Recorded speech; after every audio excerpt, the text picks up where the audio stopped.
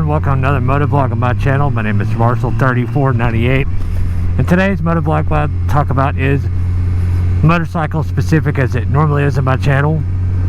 And today I want to talk about something that regular motorcycle viewers may or may not heard of, but some of you who are new to the adventure riding thing or new to this type of a route, what I'd like to talk about is the Mid-Atlantic Back Discovery Route. And it's not just a Mid-Atlantic Back Discovery Route. They actually have now, I think, even a Mid-Atlantic Upper route. Instead of in the middle of the Atlantic, it's on the upper part from New York and on is what they're currently working on, last I checked.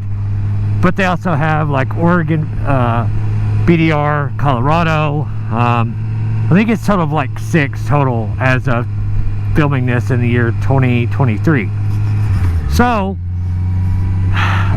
in particular, what I want to talk about, and I'll leave their video in the description, the guys who actually guys and girls, sorry, that do the Back Discovery Route as a whole, they themselves put out a YouTube video that's a little over an hour long that I watched just a couple days ago before filming this, and it led me to, it opened my eyes more to how great of a route it actually is. The route is totally free to download on GPX files for the most part, I do believe, and you can also do what I did and buy a map with the people from the BDR stuff. I have a map of the Mid-Atlantic BDR section, which is closest to me, the bottom of it where it starts at in Virginia. And that particular one is that I have, and I guess they do it for all the BDRs. And that particular one is put out by Butler Maps. It's a huge, like, whole full page, like full, like, you know, desk size that folds out, and it's waterproof and tear resistant and all that stuff. So it's made for being in out of the weather, so you don't have to worry about that. It's available on Amazon and tons of places for it's not super expensive. It's like $15, but you know, it has every day planned out from day 1 to day 8.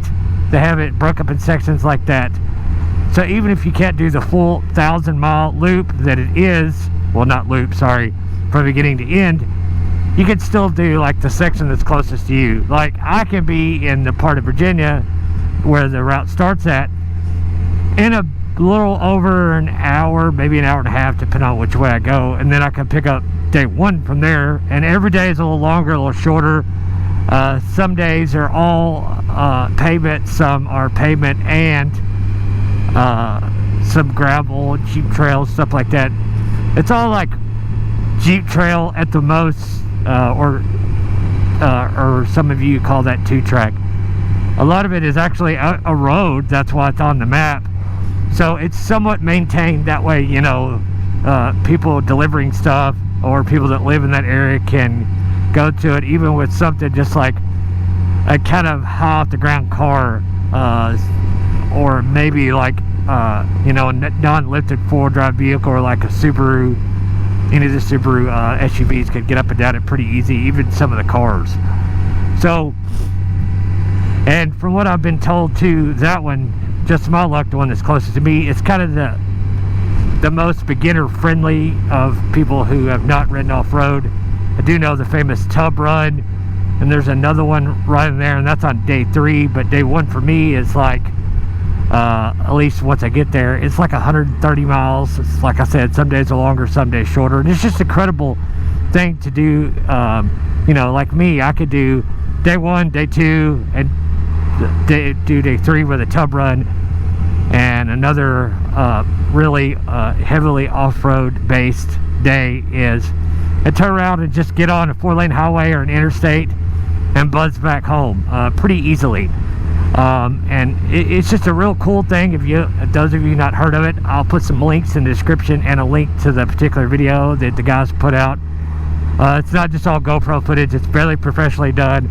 I think there's about 12 riders on that group and 1 woman actually.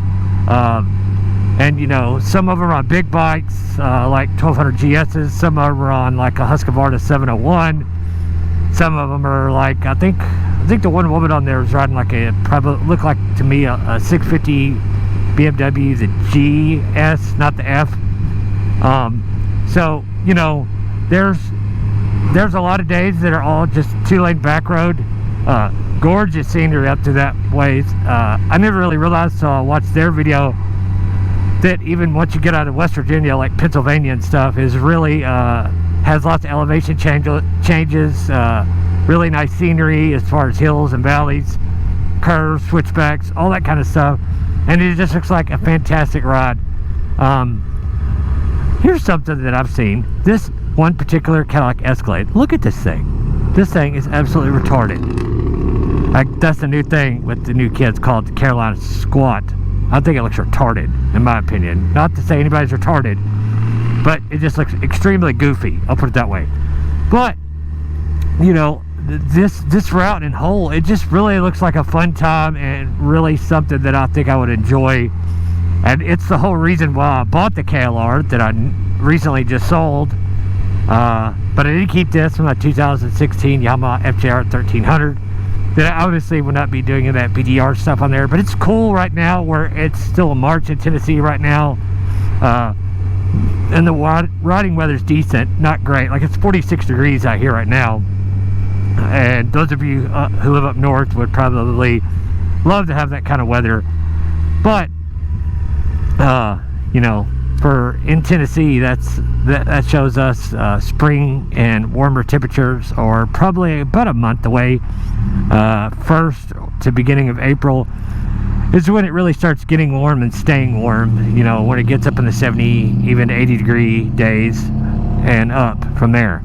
But you know, I just really think that whole trail, I'd love to do it all one day. It actually ends just barely at the top, just barely in the New York state line, in New York State itself. And, you know, total it's 8 days, so it's, you know, if you completely stick to the route or not, it's a little under or a little over 1,000 miles. 8 days.